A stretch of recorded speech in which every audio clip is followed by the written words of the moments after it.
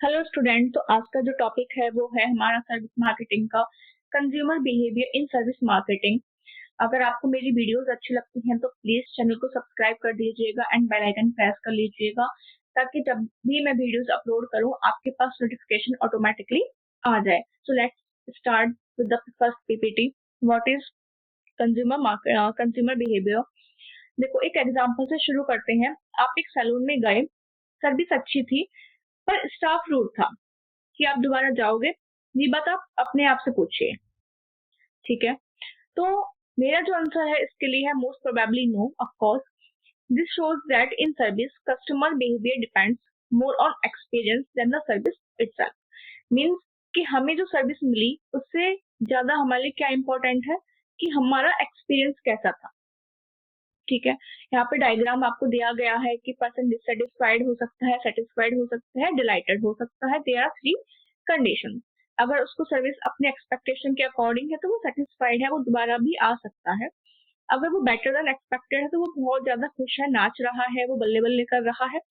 ठीक है, तो वो लॉयल हो जाएगा, वो दोबारा लौट कर भी आपके ही पास आएगा।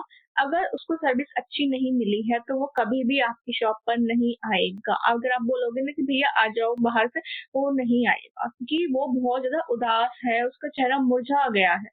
ठीक है, तो आगे बढ़ते हैं। वाई डिड द कस्टमर से नो? क्यों बोला कस्टमर ने नो? वो यस भी बोल सकता था। ठीक है, क्योंकि सर्विस तो अच्छी थी, एक्सपीरियंस खराब था। तो डिपेंड करता है कि आपके पास आपका एक्सपीरियंस कैसा था, बिहेवियर ऑफ स्टाफ कैसा है, इमोशनल रिएक्शंस उसके अकॉर्डिंग भी हमारे आते हैं। ठीक है, तो अगर बिहेवियर अच्छा नहीं था, स्टाफ का रूड था, तो ऑफकोर्स मुझे बहुत ज्यादा बुरा लगेगा। वो मुझ तरीके से बात नहीं कर रहे हैं, वो मेरी रेस्पेक्ट नहीं कर रहे हैं, या वो गलत वर्डिंग्स यूज कर रहे हैं, या मुझे वो इग्नोर कर रहे हैं। ठीक है, मुझे प्रॉपर टाइम डिवोट नहीं किया जा रहा है, वट एवर द रीजन। तो मेरा इमोशनल रिएक्शन कैसा होगा? बहुत ज्यादा सैड, बहुत ज्यादा दुखी हो जाऊंगी मैं। ठीक है, तो क्या बोला है कि the reaction of the consumer is known as consumer behaviour in service marketing. आगे बढ़ते हैं। What is consumer behaviour in service marketing. तो हम क्या कह सकते हैं कि how customer think, feel and react while buying and using services based on experience, not product। ठीक है, तो व्हाट इज कंज्यूमर बिहेवियर कि हमारा जो कंज्यूमर है वो कैसा सोच रहा है, क्या फील कर रहा है, क्या रिएक्ट कर रहा है जब वो किसी भी सर्विस को यूज करता है या परचेज करता है अपने एक्सपीरियंस के बेसिस पर, नॉट दी प्रोडक्ट। हमने ऊपर भी पढ़ा कि सर्विस अच्छी थी बट एक्सपीरियंस खराब था। ठीक है, तो हम कह सकते हैं consumer behaviour explains how customers evaluate intangible service. तो कंज्यूमर बिहेवियर को हम किस तरीके से एक्सप्लेन कर सकते हैं कि हमारा जो कस्टमर है वो कैसे इवेल्युएट करता है इंटेंजिबल सर्विसेज को। ठीक है, आगे बढ़ जाते हैं। Next is need for studying consumer behaviour की क्या रिक्वायरमेंट है कंज्यूमर बिहेवियर को पढ़ने की। फर्स्ट है customer differentiation. Customer differentiation means different customers different needs. ठीक है, इफ अगर कोई पर्सन पंजाब से है तो उसकी जो रिक्वायरमेंट्स होंगी वो अलग होती हैं। जो अगर यूपी से है तो उसकी रिक्वायरमेंट्स अलग है, हरियाणा वाले की रिक्वायरमेंट्स अपनी अलग है।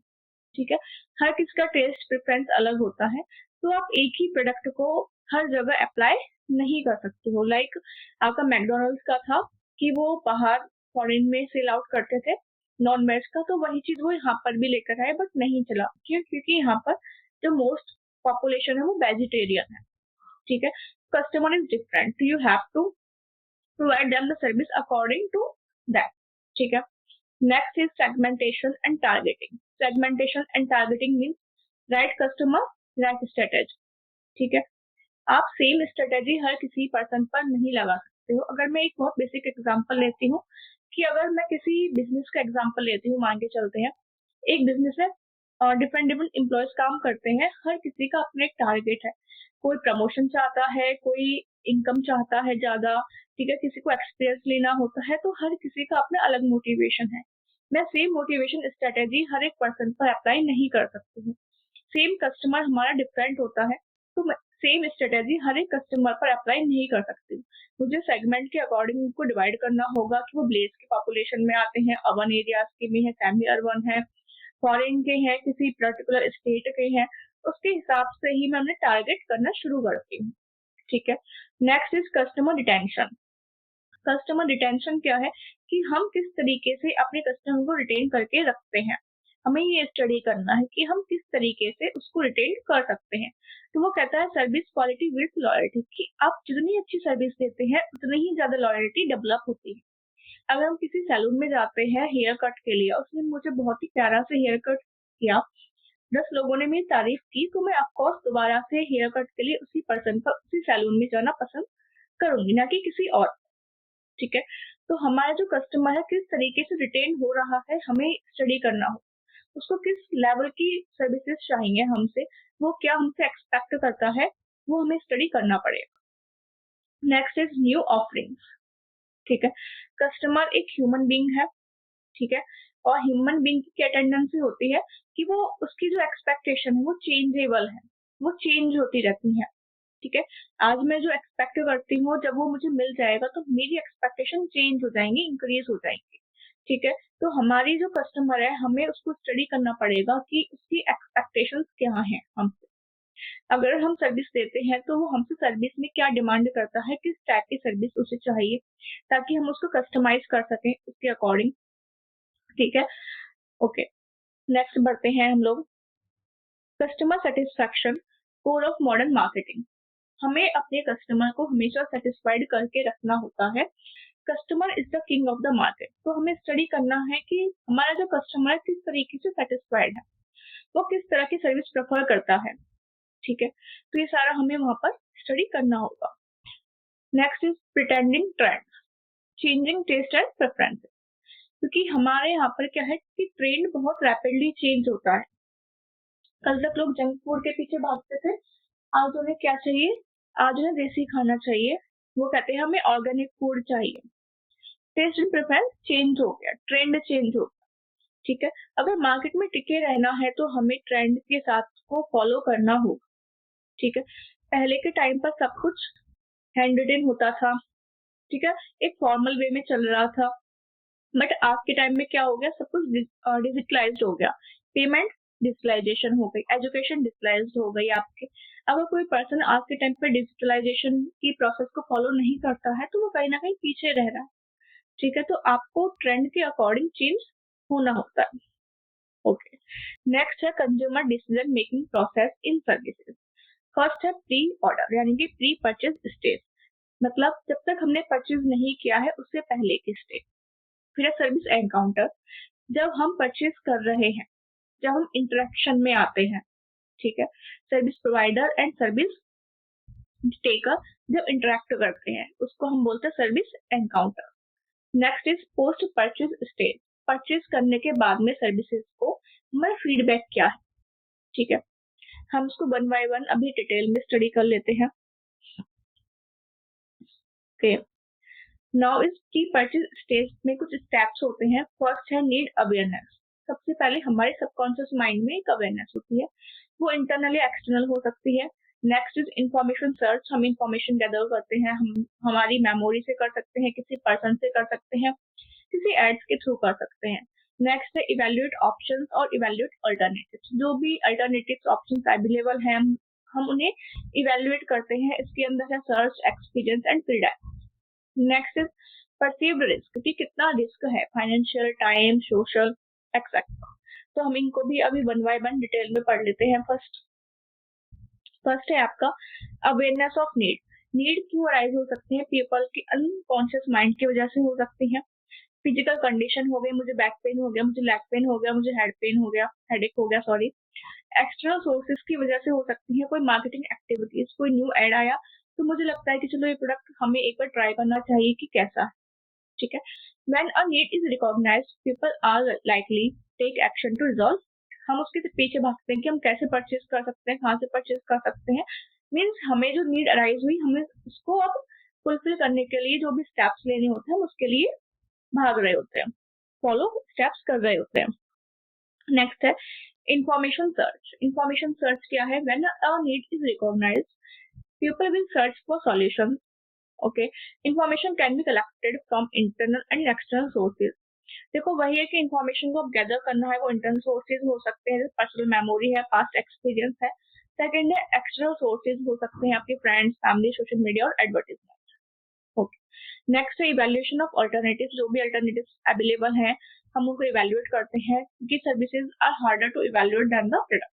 ठीक है, देयर आर 3 एट्रीब्यूट्स जो कस्टमर यूज करता है इवैल्यूएशन के लिए। फर्स्ट है सर्च एट्रीब्यूट्स, यानी कि उसका फिजिकल अपीयरेंस क्या है, लाइक लुक ऑफ रेस्टोरेंट, वो कैसा दिखाई देता है। Next is experience attributes, features that can only be evaluated during और after consumption, the taste of the food कैसा था वहां का। Credence attributes, features that are hard to evaluate even after review. ठीक है, for example the quality of a complex medical surgery और legal advice. ठीक है, कि हमने उसको यूज भी कर लिया फिर भी हम उसको नहीं बता सकते कि क्वालिटी कैसी थी। ठीक है, मेडिकल सर्जरी हुई है, डॉक्टर कह रहा है बहुत अच्छी हुई है, ठीक है, उसने कहा तो हमने मान लेते हैं, हमें नहीं पता कि कैसे हुई है। ठीक है, एक एग्जांपल और है, when you visit a high end restaurant, you might find it difficult to evaluate the effectiveness of the kitchen hygiene or the exact technical skills of the chefs even after eating। हम नहीं बता सकते कि restaurant का kitchen कैसा है, restaurant बहुत सुंदर है बट किचन में हाइजीन मेंटेन हुई है या नहीं हुई है, हमें नहीं पता होता। ठीक है, इसको हम बोलते हैं क्रीडेंस एट्रीब्यूट्स। नेक्स्ट है perceived risk, because service are intangible, तो उसके साथ में बहुत सारे रिस्क होते हैं, परफॉर्मेंस रिस्क, क्या वो हमारी एक्सपेक्टेशन को फुलफिल कर पाएगी। फिजिकल रिस्क, क्या वो हमारी पोजेशंस को तो कहीं इंजरी नहीं पहुंचा देगी, हमें पर्सनली कोई प्रॉब्लम तो नहीं होगी। सोशल रिस्क, हमारे कहीं सोसाइटी में एम्बेरसमेंट ना हो जाए, किसी ने हमारे बुरे से बाल काट दी है, कट बहुत गंदा कर दिया, ठीक है, मेकअप खराब कर दिया। ठीक है, time risk, fear of wasting time during the service process, हो सकता है कि हमें टाइम रिस्क हो कि हमें कुछ मिले ना बट हमारा टाइम वेस्ट हो जाए। नेक्स्ट है आपका सर्विस एनकाउंटर, जहाँ पर कस्टमर है हमारा, वो इंटरेक्ट करता है सर्विस प्रोवाइडर के साथ में डायरेक्टली। ये मोमेंट ऑफ ट्रुथ होता है, क्योंकि कस्टमर यहाँ पर एक्सपीरियंस करता है सर्विस डिलीवरी को एंड एक्सेस करता है the level of service provided. ठीक है, for example the moment you check in the airport and interact with the flight attendant represent the service encounter. Your satisfaction depends on their behaviour and the timing of the flight. क्या किसी airport पर गए हो, वहां पे जो flight attendants है, आप उनके साथ बातचीत की, ठीक है, तो अब उनका बिहेवियर आपको बताएगा कि एक्सपीरियंस आपका कैसा था और टाइमिंग ऑफ द फ्लाइट ठीक थी या नहीं थी। ठीक है, next is post purchase behavior. After the encounter, customer evaluate their experience against the initial expectation, कि हमने जो स्टार्टिंग में सोचा था और जो हमें मिला है, हम उसको अब इवेल्युएट करते हैं, मैच करते हैं कि क्या वो इक्वल है या नहीं है।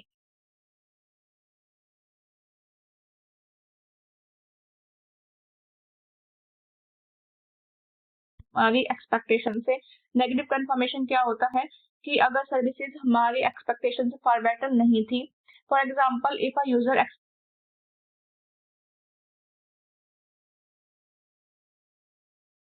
हमारा जो यूजर है उसने सोचा कि बहुत सारी मूवीज मिलेंगी मुझे एक सब्सक्रिप्शन लेकर, बट बहुत लिमिटेड थी, तो नेगेटिव हो गया। वहीं पर उसको जो मूवी